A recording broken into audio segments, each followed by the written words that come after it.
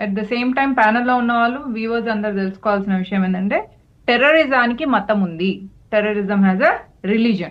Yes. ఏంటిది ఆ మతం అనేది తెలుసుకోవాలి. వాళ్ళ ఏంటి మేడం? చేతిలో కాదు, explosives తో టెర్రరిజానికి పాటుగా- మతం లేదు కదా అనాలి. సరే, వాళ్ళ చేతిలో బాంబులతో పాటు ఇంకో చేతిలో బైబిల్ ఉందా, ఖురాన్ ఉందా, భగవద్గీత ఉందా, మీరే ఆలోచించండి ఇప్పుడు. ఓకే, యూఆర్ ఎట్ ఫ్రీ, మాట్లాడండి. నెక్స్ట్, ఓకే, ఈ మూడిట్లో వాళ్ళ చేతిలో ఒక మత గ్రంథం ఉంది. ఆ మత గ్రంథం ప్రకారంగా ఎందుకు ఈ బ్లాస్ట్లు చేస్తున్నాడు? ఎందుకంటే భారతదేశం అనేది వాళ్ళ మతానికి వ్యతిరేకంగా ఉన్న ఒక దేశం కాబట్టి ఈ దేశాన్ని వాళ్ళ మత సిద్ధాంతాలకు అనుగుణంగా గజ్వే హింద్ చేయాలి.